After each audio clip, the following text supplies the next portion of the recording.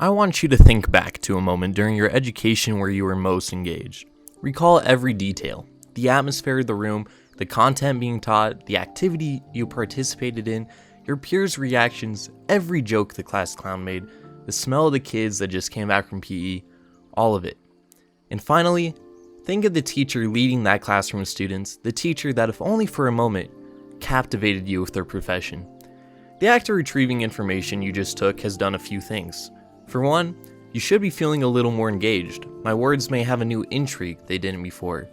And another, you may feel even more like a student.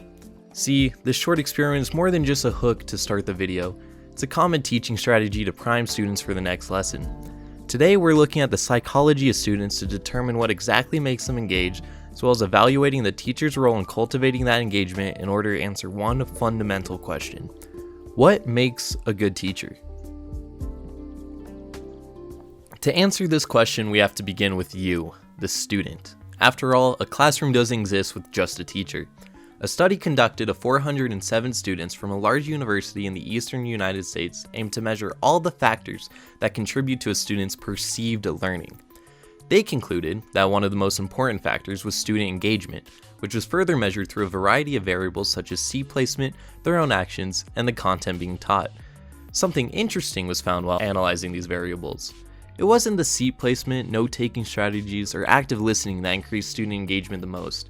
Instead, engagement was found to be the highest when students were working through a solvable problem. When you think about it, this makes sense.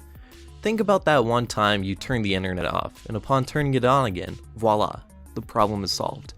How did you feel? The triumph gained from overcoming challenges is a dopamine hit that people crave.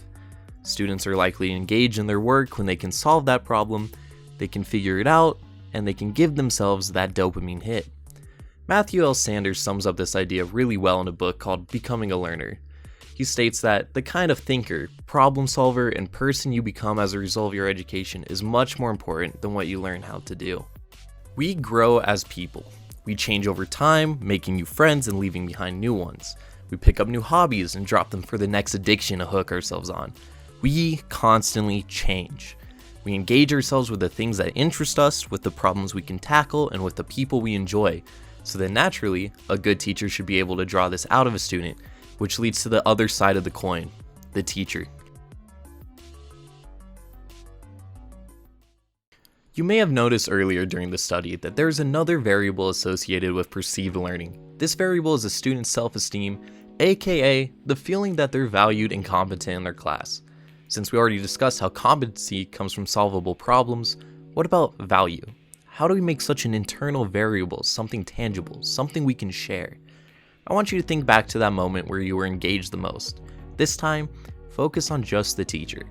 How did you feel about them? How did they teach? How did they interact with the students of the class? Were they more like this? The effect of the anyone? The Great Depression. Or like this? Rip it out! Come on, rip it out!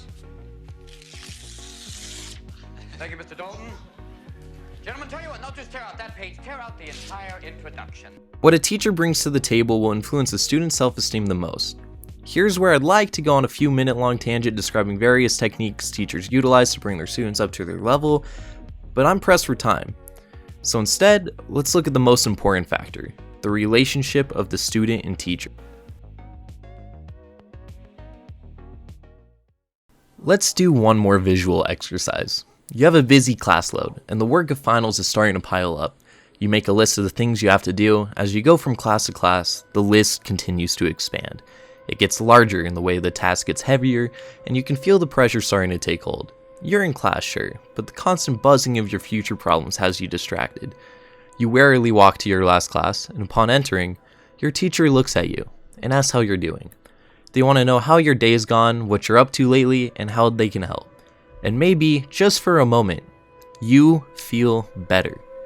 That list doesn't seem so insurmountable anymore, and you can feel your breath coming back to you. Most importantly, in your eyes and in that moment, your teacher looks at you not like another student, but as an individual that you've gotten to know on a personal level. Chances are this will be your most productive class during the day, despite the fact that you're drained now more than ever. This is the power of the student-teacher relationship.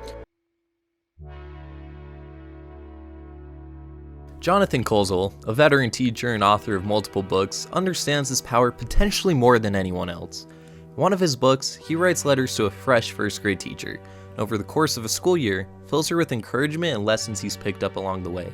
He tells her, "Establishing a chemistry of trust between the children and ourselves is a great deal more important than to charge into the next 3 chapters of the social studies text or packaged reading system we have been provided." Kozol realizes that a continuous slosh of work will not bring engagement to students, but a relationship can. In a quid pro quo style of relationship, the teacher gives them their personality, experience, and connection in exchange for the student to pause for a moment, think about what they're doing, and decide to buy in on what the teacher is telling them. You may have had a teacher you were fond of. Did you ever feel like working hard not because you truly cared for what you were learning, but because they wanted you to and expected it from you? If you wanted one answer to becoming a good teacher, tough luck. But cultivating relationships might just be the secret ingredient that gets things started. From here, it's up to the educator to bring out the best in their students, entice them with interesting content, increase their engagement with solvable problems, and encourage them constantly. Succeeding in the classroom is a two-way streak. The teacher nor the student can do it alone, but you can take that first step. So thanks for watching.